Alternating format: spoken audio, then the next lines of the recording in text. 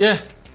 자, 마수열전 시청자 여러분, 반갑습니다. 자, 수요일에 마수열전 토마토 투자 자문팀 박순현 운영역입니다. 네, 안녕하십니까. 명준호 운영역입니다.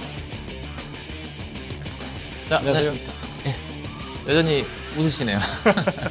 조금 전에 보고 같이 내려왔는데. 예. 예. 자, 요즘 뭐 시장이 별로 드릴 게 별로 없네요. 시장 자체가 계속 지난주나 이 시간에 따라 그 변동이 지금 없어요. 네, 오늘 주제도 좀 비슷하고요. 결국은, 그렇죠. 그런데 주제도 이따 좀 말씀드리겠지만은, 결국 이제 오늘도가 4월달 시장입니다. 네. 어떻게 보면 3월달 우리들이 한 시장 전망이 딱 맞았네요. 2,030, 40 정도가 고점이라고 그랬었으니까 많이 못 갈 거다 그랬으니까. 네. 4월달 시장 좀 얘기 좀 해볼까요? 네.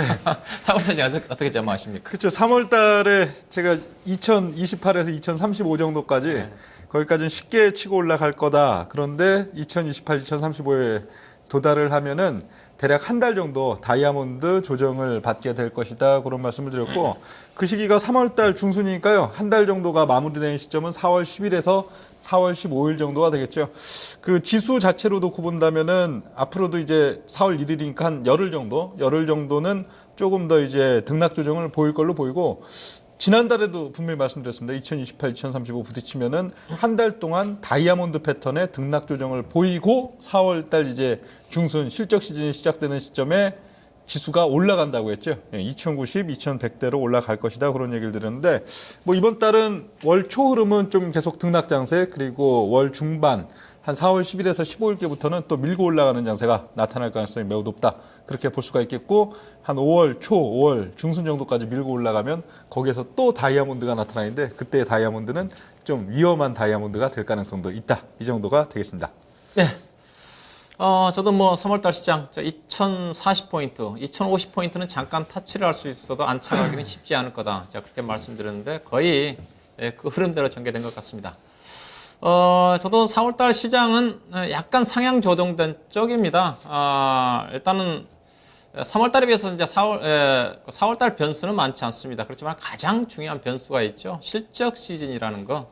우리나라도 그렇고 현재 유럽 증시라든가 미국 증시 같은 경우도 이제 실적 발표를 앞두고 그동안 유동성, 미국은 아니고 이제 유럽을 중심으로 유동성 장세가 한풀 꺾이면서 실적을 기다리고 있는데 실적이 좋게 나온다면 뭐 한 단계 상승을 하겠지만은 실적이 안 나온다 한다면 유동성 장세가 꺾이면서 주가가 글로벌 시장이 조정이 나오면서 우리 시장도 조정이 나올 수가 있는데 우리 시장은 별로 많이 오르지 않았기 때문에 실적 유동성 장세가 꺾인다 한다 하더라도 지수의 하방은 제한적일 것 같고요. 하여튼 4월 중순부터 삼성전자가 뭐 다음 주에 본격적 실적 발표되겠지만 다른 여타 기업들 실적이 4월 중순부터 발표가 좀 되는 거니까 그때 발표되는 기업들의 실적이 가이던스에 부합하는 실적이 나올지 상당히 저도 개인적으로 상당히 관심입니다. 요즘 부진한 대형주들을 수출주 중심으로 해서 어떻게 나올지 예상한 무난한 실적이 나온다 한다면 저도 개인적으로 4월달 시장은 2080 정도까지는 상승이 전개되지 않겠는가.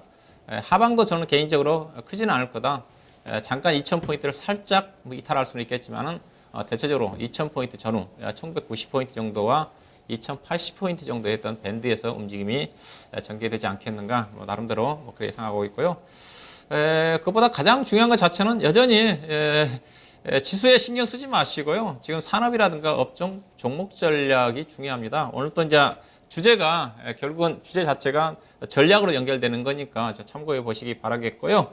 자, 마수열전 라운드 1 주제 확인하면서 본격적으로 진행하도록 하겠습니다.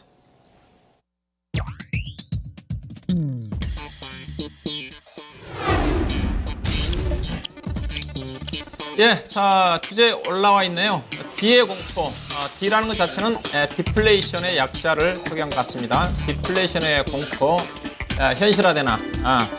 자, 오늘 D의 공포가 오늘 주제로 잡은 이유 자체는 오늘 소비자 물가 지수가 발표가 됐습니다. 상당히 낮게 나왔죠. 0%대, 거의 4개월째인가요?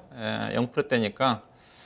이 부분이 좀 오늘 소비자 물가 지수가 발표가 되면서 신문지상에서 경제 쪽에서 디플레이션에 대한 우려감을 표명을 했기 때문에 오늘 주제를 잡은 것 같네요. 네, 주제 토론에 앞서서 디플레이션에 대해서 잠깐 좀 설명을 좀 해야 될 것 같습니다. 디플레이션이라는 것 자체는 일반적으로 경제학적 용어로 본다 한다면 이제 통화량이 좀 축소가 좀 되면 물가가 하락을 하죠. 물가가 하락을 하면서 또 그에 따라서 경기가 침체되는 게 일반적으로 경제학에서 얘기하고는 디플레이션에 대한 부분입니다. 근데 지금은 통화량 축소가 아니죠. 통화량은 돈을 많이 풀고 있는데 돈이 안 돌고 있는 거죠. 돈이 안 돌다 보니까 물가도 하락을 하고 경기도 침체되는. 그래서 디플레이션에 대한 공포라고 얘기를 합니다. 일반적으로 우리 물가가 하락하게 되면 유리하지 않습니까? 그런 얘기를 많이 하죠. 그렇죠. 그래서 물가가 하락하는데 왜 나쁩니까? 그런 반문을 좀 많이 하는데 이렇게 생각하시면 될 것 같습니다. 왜 디플레이션에다 공포를 얘기하냐면 이게 악순환이거든요. 근데 하나 예를 들어본다 한다면 삼성전자가 TV를 100만 원에 팝니다. 팔다가 경기가 안 좋으니까 그렇죠? 돈이 안 도니까 가격을 90만 원으로 낮춘다고 생각해 봅시다. 자, 그러면 삼성전자 제품 판매량은 늘어나겠죠, 일시적으로. 그렇죠? 늘어납니다. 그러면 경쟁회사인 LG전자는 어떻겠습니까? LG전자도 덩달아서 가격을 내리겠죠, 90만 원으로. 자, 그렇게 되면 두 개 회사 제품 자체가 경쟁 가격이 붙다 보니까 제품이 어느 정도, 어느 수준에서는 안 팔립니다. 자, 그러면 삼성전자랑 LG전자 어떻겠습니까? 투자한 비용을 뽑아가지고 다시 기술 개발을 하고 재투자를 해야 되는데 투자가 딱 막혀버립니다. 그러면 어떻겠습니까? 기업이 성장이 정체되면, 일단은 채용을 안 하겠죠. 고용이 줄어들죠. 그리고 종업원들의 임금 상승도 안 될 거고, 그럼 소득이 줄어듭니다. 소득이 줄어들면 계속 소비도 안 되죠. 그런 순환이 계속적으로 반복적으로 전개된다는 거죠. 그래서 상당히 디플레이션의 공포 자체를 상당히 공포라고 이제 얘기를 한다고 좀 보시면 될 것 같습니다. 그래서 일반적으로 물가를 하락을 통해서 이득을 보는 부분이 있겠지만은 전반적으로 경기가 침체가 되면서 경기가 안 돌아가는 그런 악순환이 전개된다는 관점에서 디플레이션에 대한 공포 자체를 상당히 선진국이나 중심에서 상당히 공포스럽게 생각을 하고 있다. 과거에 아시겠죠? 일본도 잃어버린 10년인가요? 디플레이션 때문에 10년 동안 경제 성장 장치가 정체됐던 부분 자체가 우리 시장에도 나타나지 않겠는가. 그런 우려감이라 봐야 될 것 같은데요. 자, 그러면 오늘 나왔던 부분, 오늘 소비자 물가 지수가 어떻게 나왔습니까?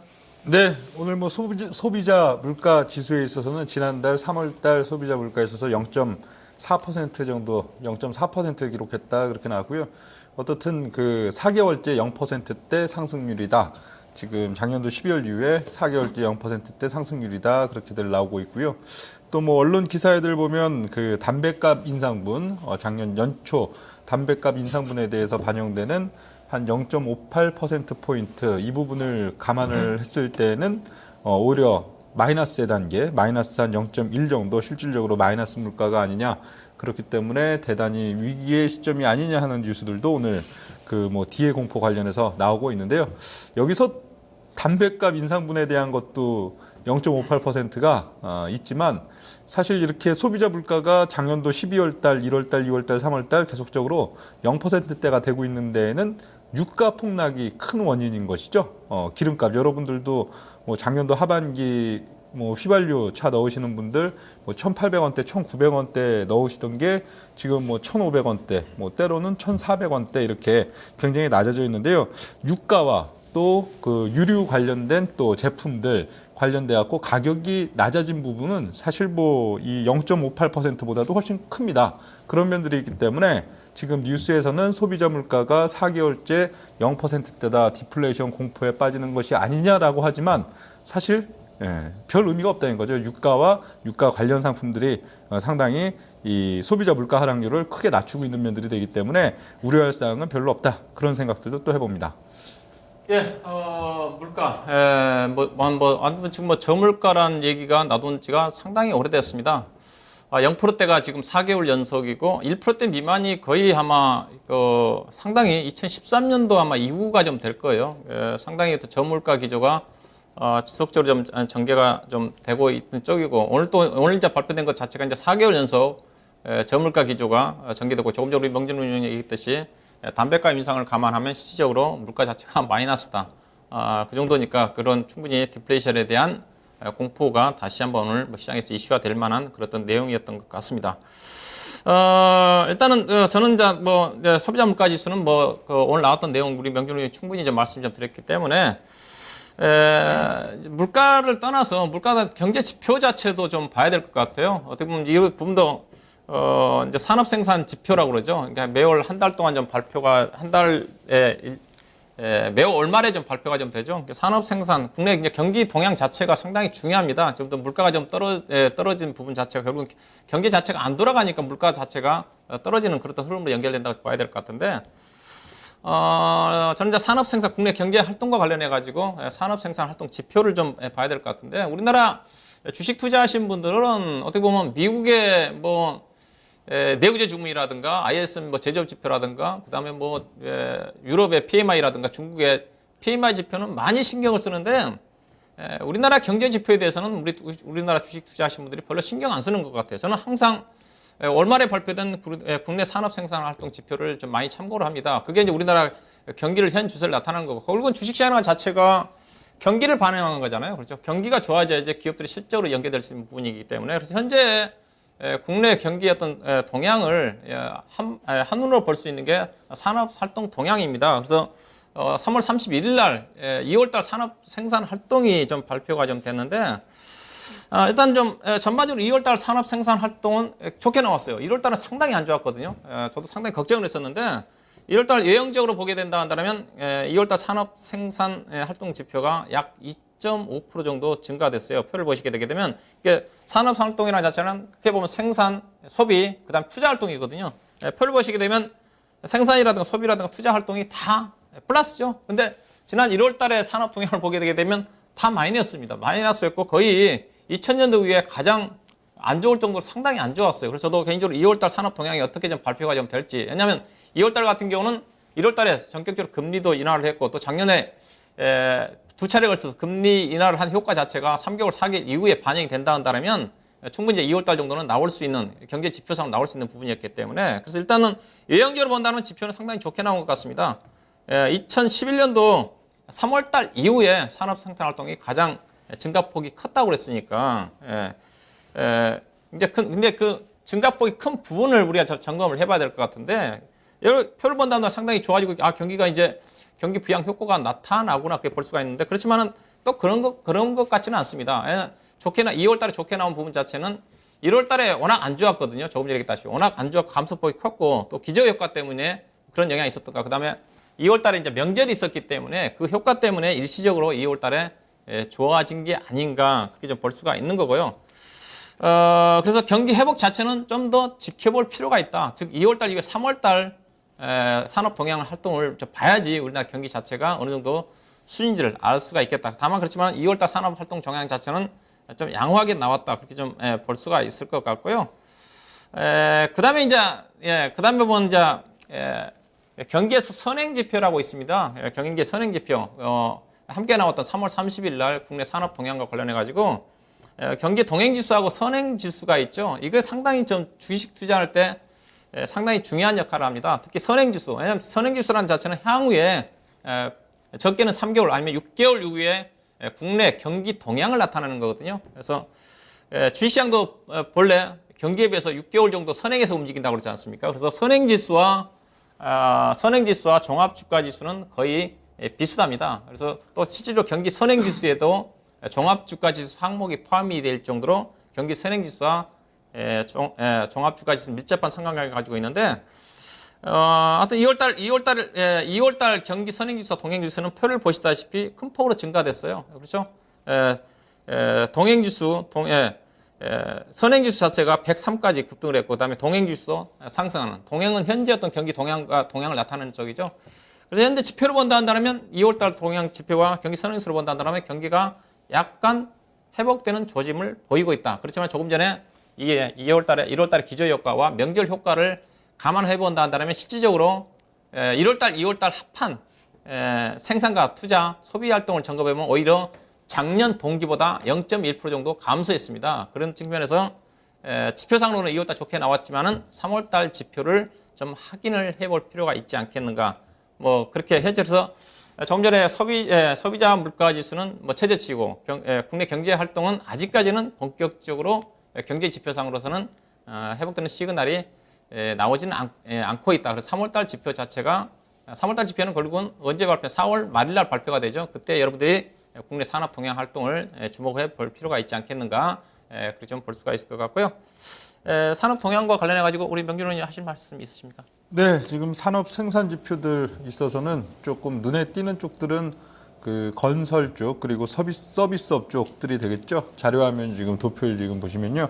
생산 지수 중에서 전산업종 생산 지수는 작년도 13년도죠. 13년도 4분기 이후 작년도까지 계속적으로 좀 이렇게 침체해 나가는 그런 양상들이 좀 지금 나타나고 있고요.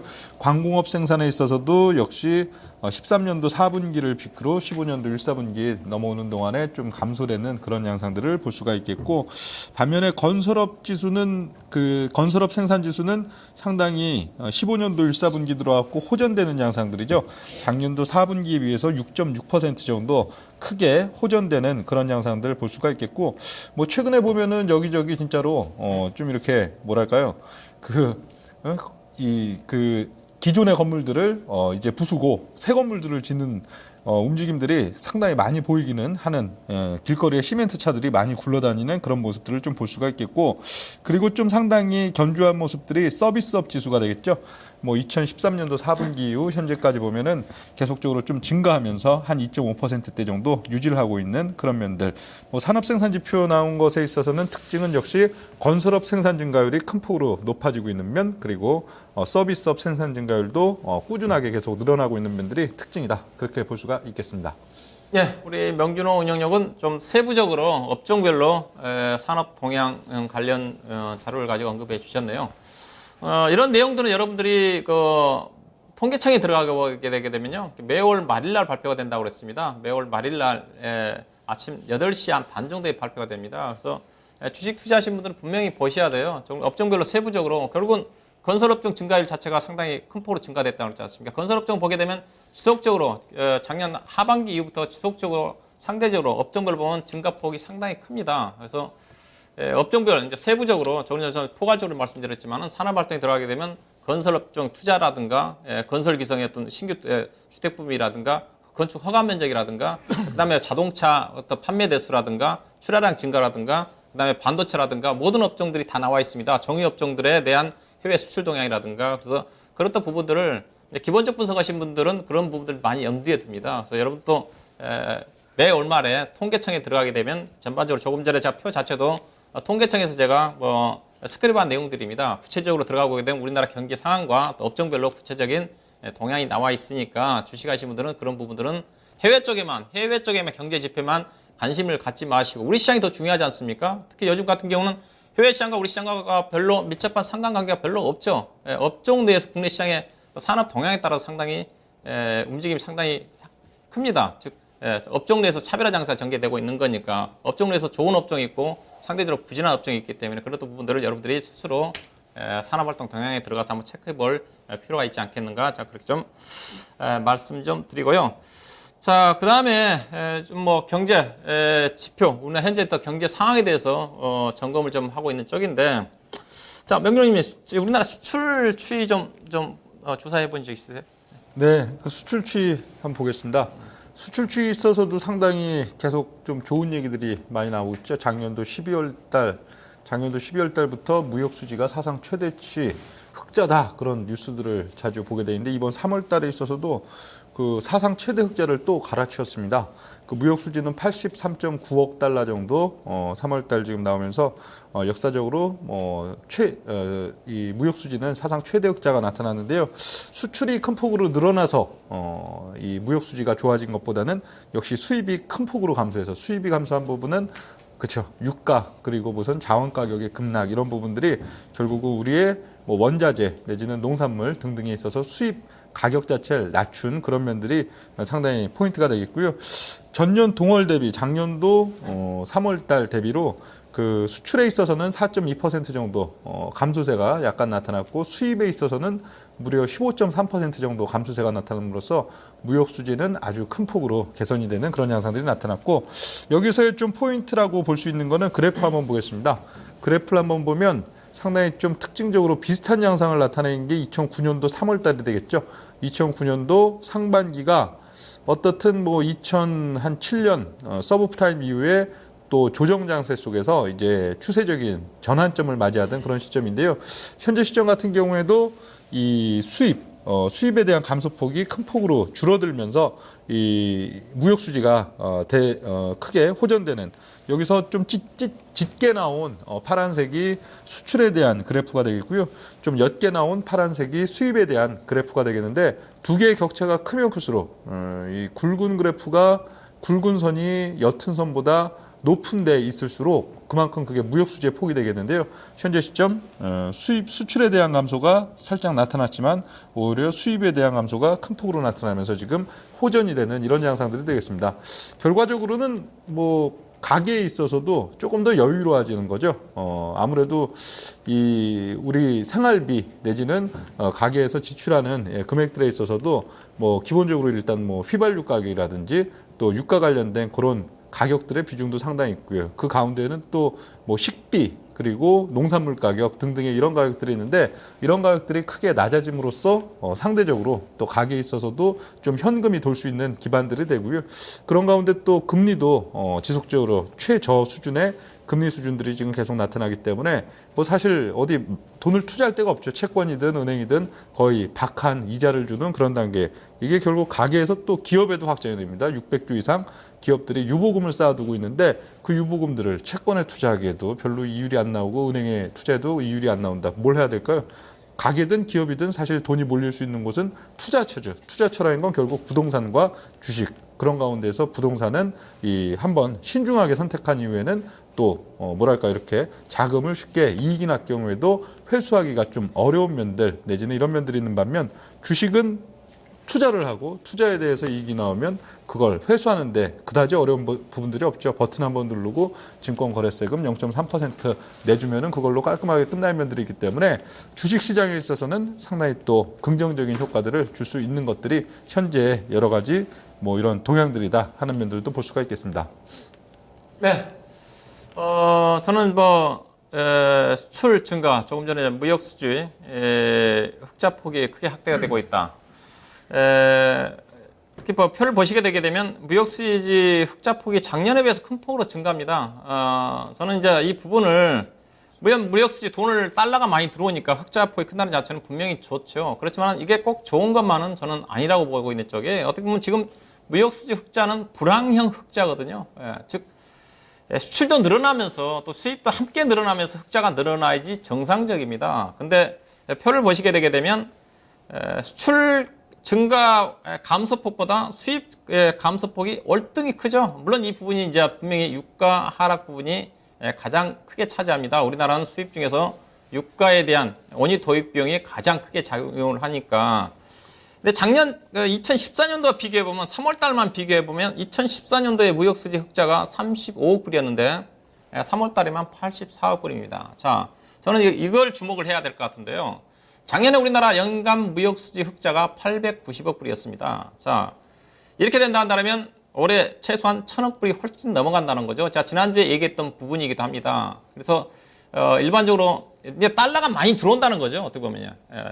분명히 국내 기업들의 어떤 실적보다는 일단은 이런 부분들 보셔야 될 것 같은데, 그래서 환율 자체가 더 이상 하락하지 않는다는 거죠. 즉 원화 가치가 저원화 가치가 더 이상 전개되지 않아요. 왜? 달러가 작년에 비해서 지금 더 들어올 수밖에 없는 거니까, 돈이 달러가 넘치는 쪽이니까. 그리고 흑자폭 증가도 중요하지만은 불황형 흑자라는 측면에서 국내 기업들 수출주들한테 좋은 여건이 아니라는 걸 좀 봐야 될 것 같고, 그래서 이렇게 무역 수지가 앞으로도 계속적으로 증가된다 한다면 환율 부분 자체는 제한적으로 슈퍼 달러가 진행된다 한다 하더라도 원화 가치 하락은 제한적이라는 관점에서, 그래서 저는 여러분들한테 현재 시제 신삼저 시제지만은 여기 무역 수지를 본다 한다면 올해도 달러가 넘치는 그런 또 국면이기 때문에, 달러가 들어오면 어떻겠습니까?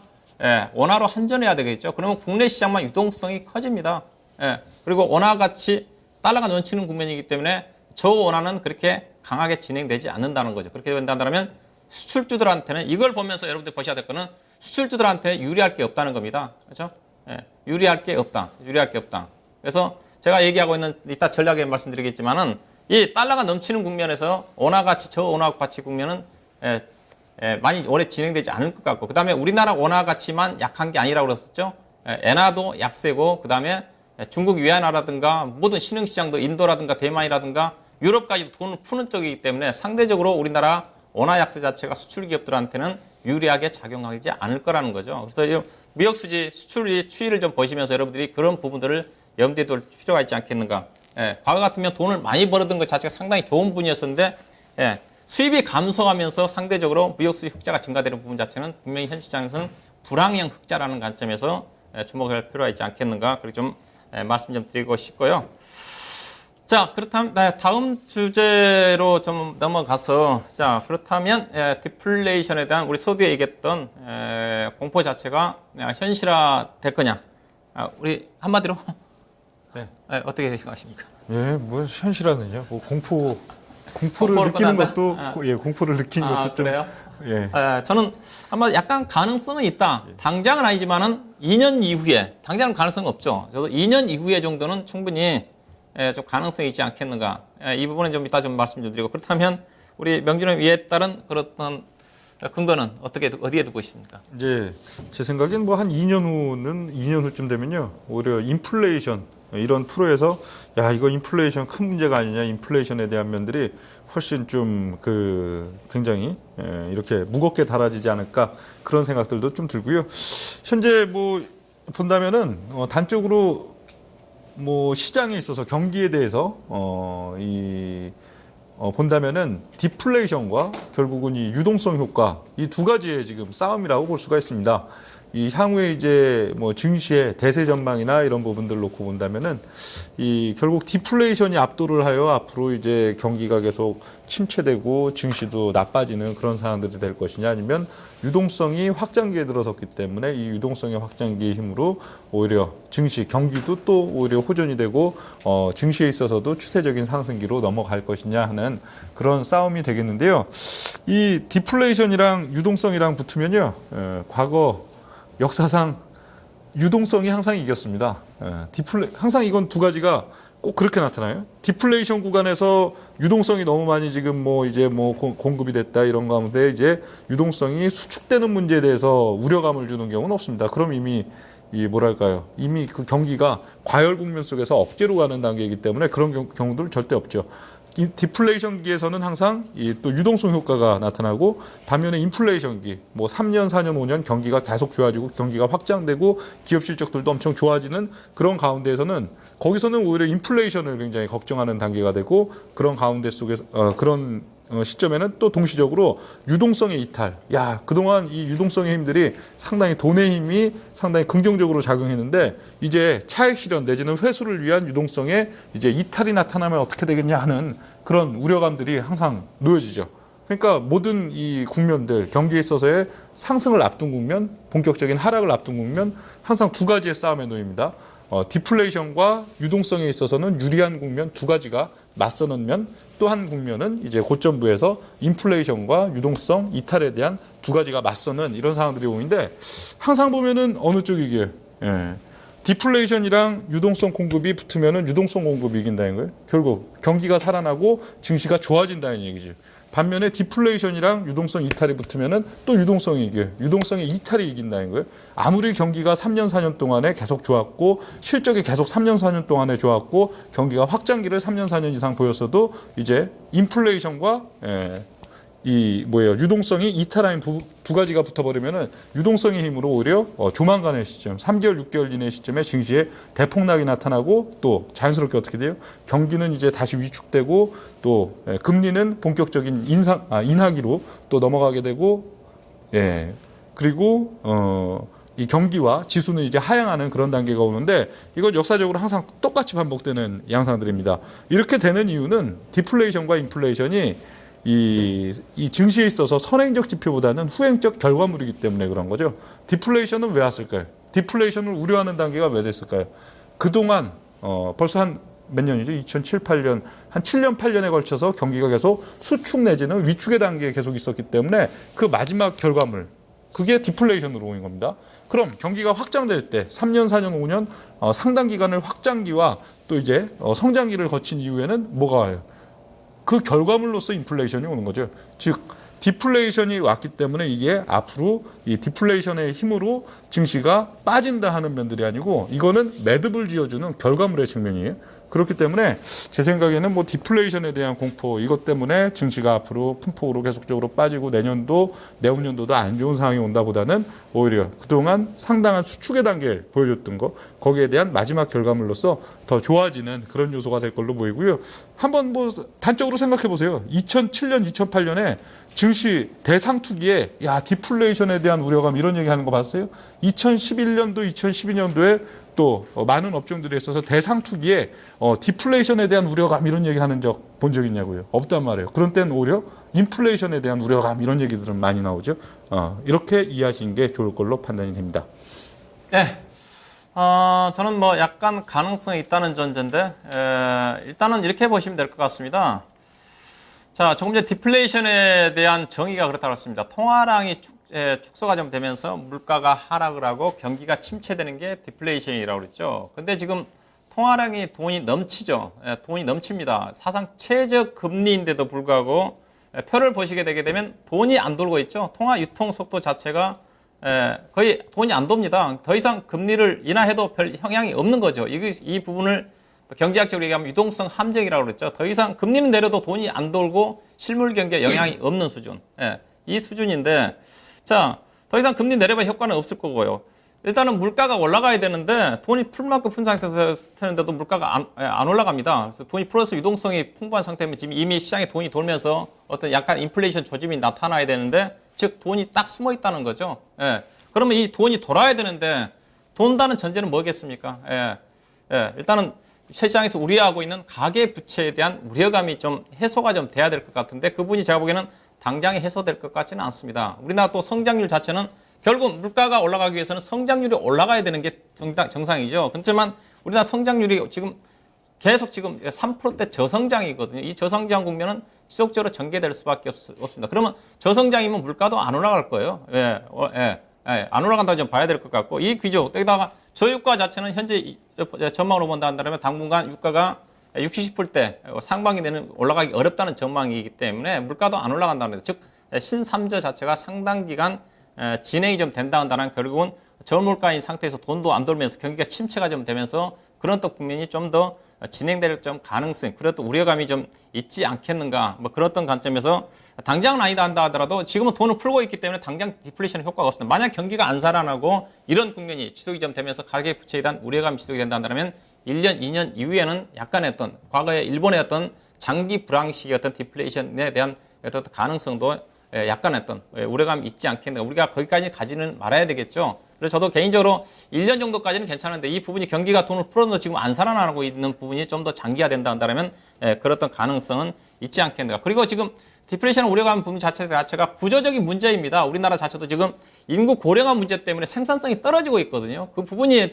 현재 어떤 물가 저물가로 연결되는 그것도 부분이 볼 수가 있습니다. 조금 전에 가계 부채와 더불어서 생산성이 떨어지다 보니까 이런 부분 자체가 상당히 구조적으로 진행이 되고 있다는 거죠. 일본도 과거에 장기 불황이 들어갔던 부분 자체는 고령화 때문입니다. 그렇죠? 고령화 때문입니다. 그래서 우리나라도 지금 고령화 단계가 2000년도부터 그런 악재로 진행되고 있는 부분 자체가 사회 구조적인 문제가 덧붙여서 그렇던 부분들이 경기 침체와 연결된 게 아닌가 그래서 약간의 그렇던 부분들도 염두에 좀 돼야 되지 않겠는가 뭐 그런 관점에서 좀 말씀 좀 드리고 싶고요. 자, 그렇다면 이제 결국은 우리가 이제 그렇다면 현재도 약간의 그 디플레이션에 대한 조짐이 있고 그다음에 경기 침체가 지속되고 있는 시대에 지금 현재 우리가 직면해 있는 것은 사실입니다. 그렇다 보니 나는 현 시점에서 주식을 투자하는 우리로서는 어떤 투자 전략을 좀 고민을 좀 해봐야 될지. 이 투자 전략 자체는 우리가 지난주에 했던 신삼재 시대와 거의 비슷한 쪽이에요. 그래서 우리가 이 시간에 했던 전략도 비슷할 것 같은데 좀 달라지는 내용이 있어요. 추가될 수 있는 거는 하나 뭐 있긴 있습니다. 네, 지난주 또 안 들으신 분도 계시니까 한번. 지난번에 저랑 약간 전략 부분은 좀 차이가 났던 것 같은데 좀 더 들어보고 저도 얘기 나가겠습니다. 현재 어떻든 이 3절을 근간으로 한 그런 지금 시점에 있어서의 또 이 유동성 증대 효과 이 부분은 사실 뭐 지난주에도 말씀드렸지만 산업계 전반 특정 섹터 업종 중심이라기보다는 산업계 우리나라에 있어서의 산업계 전반에 우호적이고 긍정적인 좀 중장기적인 영향들을 줍니다. 근데 포인트는 이 주식시장에 있어서 우리가 뭐 1년 후, 2년 후에 가갖고 거기 가서 뭐 큰 폭으로 오를 종목을 지금부터 갖고 있을 필요는 없는 거죠. 지금은 이번 분기에 나의 수익률, 나의 장고를 높여줄 수 있는 그런 종목들, 그리고 그 종목들이 또 한 단계 레벨업이 되면은 그 레벨업된 종목은 이제 또 팔았다가 뭐 몇 달 기다리면 또 좋은 위치 오니까요. 그 시점 다시 사고 그런 전략들. 이 섹터별 순환기조 계속적으로 지금 뭐 한 달 안에서도 한 달 중에서도 뭐 두 번, 세 번의 좀 섹터별 순환기조가 계속 나타나 있는데 이런 것들을 지혜롭게 역이용하는 자세.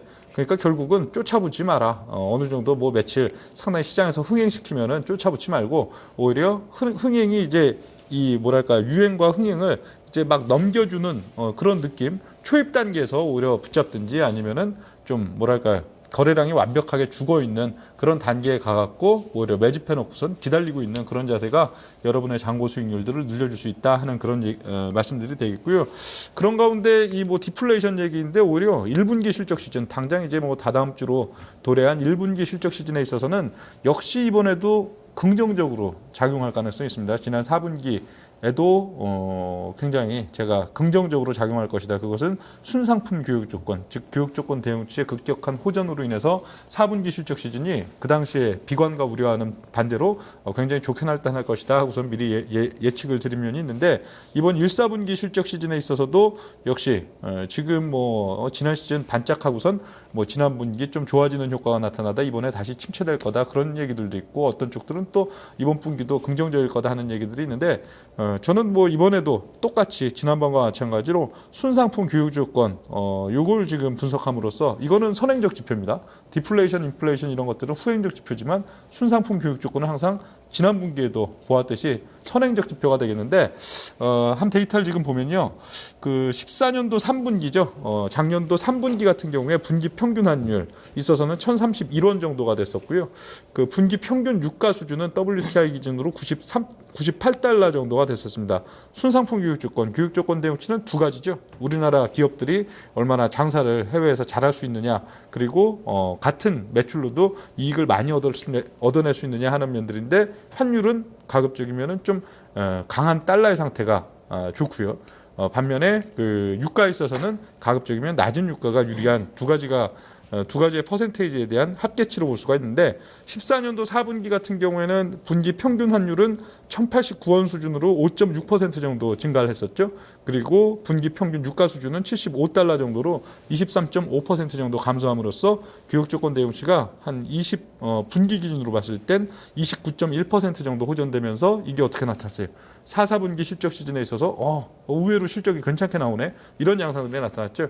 이번 분기도 지금 보면 14년도 4, 4분기 분기 평균 환율이 1,089원 정도, 그리고 15년도 1분기 1월 달에서 3월 달까지의 분기 평균 환율 수준은 1,106원 정도로 1.6% 정도 소폭 증가하는 양상들이 나타난 반면에 유가의 평균치는 역시 이번에도 가파르죠. 14년도 4분기, 작년 4분기의 평균 유가 수준이 75달러 수준에서 15년도 1, 4분기 평균 유가 수준은 48달러 정도로 대략 36% 정도 감소가 나타났습니다.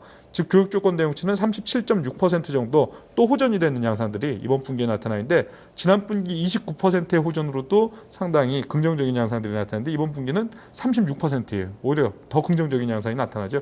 이런 부분들 되기 때문에 전체적인 맥락에 있어서의 이번 1, 4분기 실적 시즌은 부정적인 요소보다는 긍정적인 요소들, 그리고 우려보다는 오히려 기대 이상으로 두 분기 상당히 호전되고 있구나, 이런 양상으로 전개될 가능성이 높다는 것도 또 한번 정리를 드렸습니다. 네. 저는 지난주에 얘기했던 신삼재 시대 투자 전략과 똑같습니다. 구체적으로 말씀드리면 지난번 그렇게 얘기했었죠. 역풍 아닌 순풍에 올라타라고 그랬습니다. 역풍은 수출주보다는 내수주라고 그랬었죠. 이미 극명하게 나타나 있죠. 일주일 동안 수출주가 어떻게 되고 내수주 중심의 주가가 움직이고 있다, 이미 전개되고 있다는 거. 그 다음에 경기 민감주보다는 경기 방어주가 디플레이션 시대에 현재로서는 유리한 국면이라고 좀 말씀 좀 드리고 싶고, 그 다음에 저유가가 장기화된다고 그랬기 때문에 저유가 수혜주들입니다. 대표적으로 항공운송업종들, 그 다음에 건자재 섹터. 지난 일주일 동안 뭐가 움직였습니까? 건자재 섹터. 페인트 관련 종목들이 급등했었죠. 40%, 50% 떴습니다. 즉 이것도 유가 하락의 수혜주죠. 그다음에 의류업종입니다. 대표적인 내수 쪽이죠. 중국 소비 성장 수혜주입니다. 예, 예, 예, 의류업종도 요즘 강세입니다. 오늘 MK 트렌드 주식이 상한가 들어갔는데, 예, 그다음에 수산업종 자체도 유가 하락의 수혜주 쪽이죠.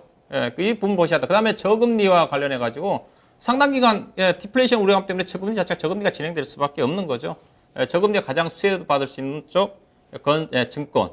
그다음에 건설입니다. 자, 건설 여러분 하나만 보시더라도 수출주인지 내수주인지가 딱 나와 있습니다. 자, 일주일 동안 수출 쪽 관련된 해외 쪽에 돈을 벌어오는 해외 건설업체들은 주가 다 약세입니다. 그렇지만 내수 쪽에 있는 동원개발하고 화성산하고 신고가라는 거죠. 예, 그런 부분을 보셔야 될 것 같고, 그다음에 배당 수익률이 높은 기업을 투자를 해야 되는 거죠. 그 저금리 상태니까. 그다음에 자산 가치, 돈이 갈 데가 없다 보니까 부동산, 집값은 아파트 쪽은 조금 부담이 느껴지만은 가격의 부채 때문에 부동산 관련 용어도 요즘 자산주들이 요즘 날아갑니다. 이런 어떤 부분들이 앞으로도 좀 더 실적이 발표되기 전까지는 수출주보다 그런 어떤 부분들이 여러분들이 디플레이션 침체 국면 속에서 투자 전략으로 접근을 좀 해야 되지 않겠는가? 자, 그렇게 좀 정리 좀 하도록 하겠습니다. 자, 참고해 보시기 바라겠고요. 자, 라운드 1 주제, 토론 주제는 지난주에 비슷한 내용인데 결론 자체도 거의 비슷한 것 같습니다. 그래서 하여튼 그렇지만 이 국면 자체는 저도 명준홍이나 주식 투자해야 된다는 부분은 똑같습니다. 3저 시대 저금리 저물가니까 워런 버핏이 그런 얘기를 했어요. 저물가에서는 천하무적이라 했습니다. 주식시장 자체. 즉 저물가 상태에서는 주식 투자밖에 대안이 없다고 그랬어요. 주식 투자를 해야 된다는 말씀 좀 드리고 싶고, 자, 여기서 마치고 라운드 1에 대한 토론은 여기서 마치고 라운드 2에 다시 뵙도록 하겠습니다.